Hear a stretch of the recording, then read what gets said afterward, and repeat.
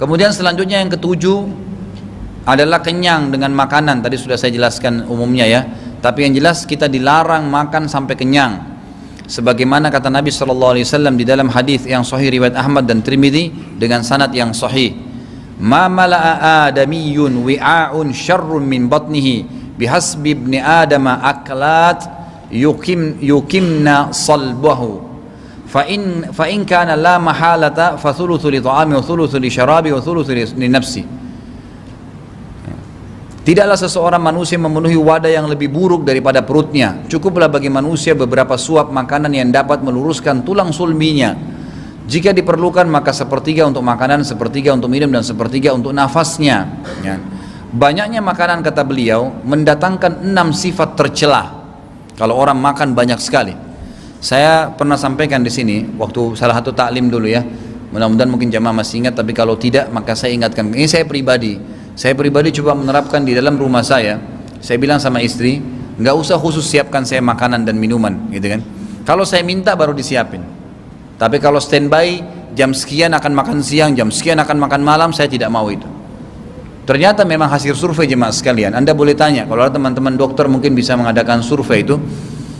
Itu ternyata dengan menentukan waktu tertentu makan, itu yang paling banyak menjadi penyebab penyakit mah. Karena kapan kita keluar dari waktu yang sudah kita tentukan, itu jadi penyakit mah nanti. Karena usus kita sudah terbiasa mengelola pada waktu itu. Dan subhanallah ada hadis Nabi SAW, memang hadis ini diperselisihkan tentang kesahihannya. Tapi secara makna ulama mengatakan benar, gitu kan. Nahnu qaumun la na'kul hatta naju wa idza akalna la nashba. Kami kaum tidak akan makan sampai kami lapar. Dan kalau kami lapar, kami tidak akan, kalaupun kami makan, kami tidak pernah sampai kenyang, gitu kan. Jadi kalau makan, saudaraku, makan saja secukupnya. Jangan sampai kita kenyang, sampai susah nafas, susah berdiri, akhirnya ikat pinggangnya harus dibuka, gitu kan. Jadi susah. Untuk apa? Gitu. Tidak ada manfaatnya. Apakah Anda sudah tahu bahwasanya kalau kita mohon maaf buang air besar, itu berarti semua yang tidak diperlukan oleh tubuh kita, gitu kan? Padahal sebenarnya sesuap nasi, ya, mungkin seperempat piring, mungkin sepotong ayam, itu sudah cukup sebenarnya untuk membuat tulang sulbi kita berdiri, gitu kan. Tapi di sini kita tidak, ya. Setan membuat menghiasi seakan-akan makanan itu harus kita habiskan, harus kita tambah karena enak. Kapan lagi? Dibisikin sama dia. Sampai tadi seperti kasus Nabi Idris alaihissalam. Dia menikmatin dengan niat baik, gitu kan. Niatnya menghormati tuan rumah, niatin begini, tapi makan sampai kenyang, akhirnya terlalaikan dari sholat, gitu kan. Jadi makanlah saudaraku secukupnya, cicipin enak ya. Berikan kesempatan lagi nanti untuk minuman, berikan kesempatan untuk mencicipi jenis makanan yang lainnya.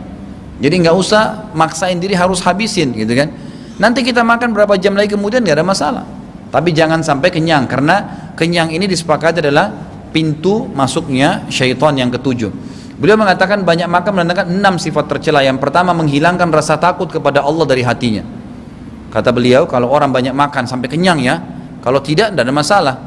Coba Bapak Ibu ambil contoh, kalau mobil kita bensinnya penuh, lalu kita isi lagi bensin, bermanfaatkah yang baru kita isi? Udah jelas tidak.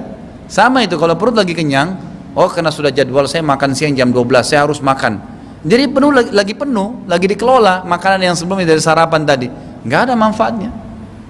Tidak akan berguna bagi kita karena masih penuh. Sama tadi tangki bensin yang kita paksain isi. Tapi pada saat lampu mobil sudah menyala atau memang berkurang daripada jarumnya, kemudian kita tambah secukupnya, itu maka bagus, cocok, nggak ada masalah. Untuk apa rasa lapar Allah kasih? Sinyal bahwasanya tubuh membutuhkannya, dan pada saat itulah kenikmatan kita makan. Jangan lagi kenyang terus paksain makan, untuk apa? Sampai aja terkenyang-kenyang nggak bisa bergerak, dan jelas orang kalau sudah kenyang udah nggak bisa bergerak, sudah susah, malas semuanya. Menghilangkan rasa takut kepada Allah SWT. Yang kedua, menghilangkan belas kasih kepada orang lain dari hatinya, karena ia menyangka bahwa mereka semuanya kenyang dan ini adalah makanan enak, maka ini milik saya saja. Muncul perasaan seperti itu, susah untuk berbagi. Yang ketiga, memberatkan dari melakukan ketaatan kepada Allah. Yang keempat, jika mendengar kata-kata hikmah ia tidak tergugah. Subhanallah ya, mungkin kadang-kadang kita tidak pikir, nggak mungkin gitu.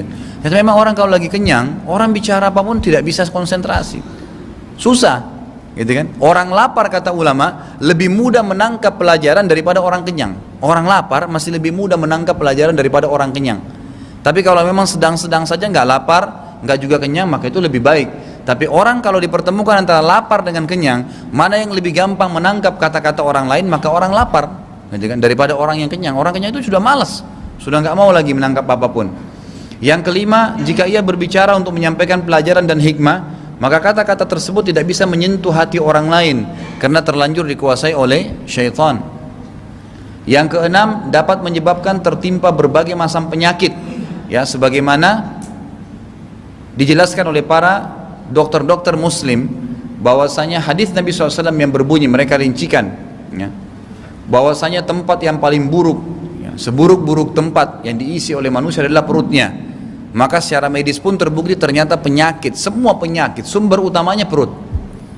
Jadi kalau sembarangan masuk, tidak disortir mana halal mana thayyib, main sembarangan saja haram, mau terlalu berlebihan pedesnya, terlalu berlebihan asinnya dan seterusnya, itu akan menjadi penyebab penyakit.